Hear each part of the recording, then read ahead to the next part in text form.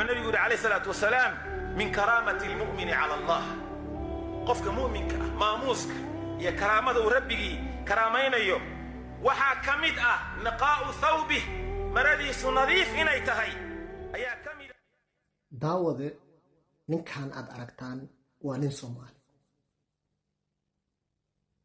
وحو كدل ربينا روتي waxaa u furan bahasha rootiga lagu dubo foorno kadibna burkii u qasay ayuu ku dul rabaynayaa wuxuuna ku dul cabayaa sigaar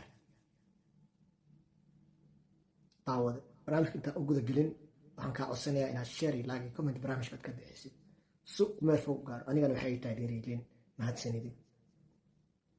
saan u soconay waxaan dhihi jirnay waxaa la sameynayaa bariis fake ah waxaa nala keenaa nyaanya lugaha lagu qaso hindida iyo bangladeshka iyo aan cayn jirnay aan ku qaylin jirnay aan dadkeena ugu wacyigelin jirnay aan dhihi jirnay yaa la cunin waxa hindi laga keeno iyo waxa bangladesh laga keeno bakistan ha cunina nadaafad ma laha dadkaas hadirtaan annagii ayay naga dhex bilaabatay annagiyo muslim ah qolkii boqolna muslim ah oo haddana la yiri nadaafadu waa iimaanka barkiis haddaadan nadaafada haysan xaaladaada waa cakran tahay marka ninkan waxa uu sameynayo qof bini aadan ah lagama dhaadhicin karo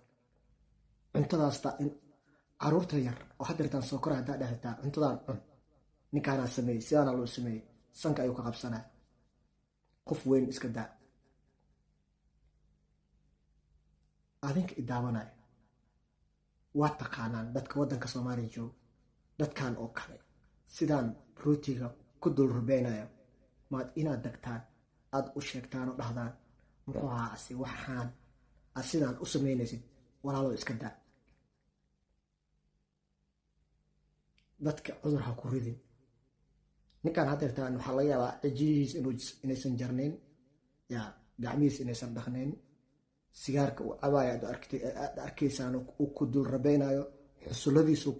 uu muxuu ahaa burka ku qasaayo dhididka ka baxaya aqligaa diidaay